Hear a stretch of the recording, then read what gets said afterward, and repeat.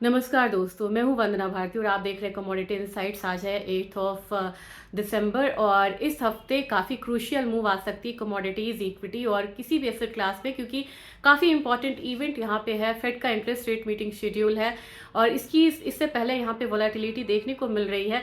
हम लोगों ने देखा कि गोल्ड और सिल्वर जो है वो हायर साइड यहाँ पे बंद हुआ था। आज के दिन अगर देखा जाए तो इलेक्ट्रॉनिक ट्रेडिंग सेशन में यहाँ पे थोड़ा सा यहाँ पे दबाव आता हुआ दिख रहा है गोल्ड और सिल्वर पे। तो क्या ये बाइंग अपॉर्चुनिटी रहेगी या फिर यहाँ पे जो प्राइसेस है वो और यहाँ पे डाउनसाइड देखेगा? यही एक बात है यहाँ पे, और देखेंगे क्या क्या फैक्टर्स है जिसे इन्फ्लुएंस करेंगे प्राइसेस को। तो फिलहाल जो विक्स है वो डाउन हुआ है 2% से ज्यादा। अगर देखा जाए तो गोल्ड में $42.29 का लेवल है, जो कि यहाँ पे डाउन है $13.5 के करीब। और मेरे ख्याल से अपनी जो बाजार है वो है यहाँ पे 1,30,400 के करीब। एक मुझे लग रहा है कि दबाव हो सकता है हमारे बाजार पे, और प्राइसेस यहाँ पे 1,29,000 नीचे की तरफ और ऊपर की तरफ 1,32,000 देख सकती है। एक रेंज पे रहेगा, हल्के दबाव के साथ यहाँ पे बाजार जो है वो ओपन हो सकता है। सिल्वर की बात की जाए, सिल्वर में स्ट्रॉन्ग यहाँ पे एक फॉल नहीं कह सकते, लेकिन कह सकते हैं कि सिल्वर में जो फॉल है वो अराउंड 1.35% है और अभी ये $58.29 के करीब ट्रेड हो रहा है। अपना बाजार 1,83,400 के करीब यहाँ पे ट्रेडिंग हो रहा था और क्लोजिंग वहीं पे हुई थी। तो मेरे ख्याल से सिल्वर में सोने के कंपैरिजन में ज़्यादा यहाँ पे दबाव देखा जा सकता है, और हमारे ख्याल से यहाँ पे 1,81,000 से 1,80,000 तक का जो लेवल है डाउन साइड में वो देखने को मिल सकता है, जबकि अपसाइड अपना कैप रहेगा 1,86,000 के करीब। तो आज यहाँ पे सिल्वर में क्लियर एक गैप डाउन ओपनिंग देखने को मिल सकता है भारतीय बाजार में भी। क्रूड की बात की जाए, क्रूड में हम लोगों ने बात करी थी यहाँ पे $60 तक आराम से क्रूड आ सकता है। $60 तक क्रूड यहाँ पे आता हुआ दिखाई दिया है।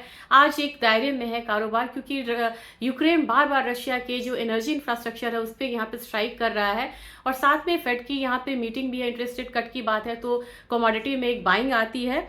हमारा बाजार 5427 के करीब था, 5450 एक यहाँ पे अपसाइड मूव रहेगा। डाउन साइड 5400 का एक सपोर्ट रह सकता है। लेकिन नेचुरल गैस में हम लोगों ने पिछले हफ्ते 9% तक की तेजी आती हुई देखी है।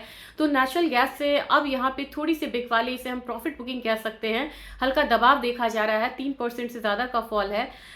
जो MCX है उसकी क्लोजिंग हुई थी 488 के करीब।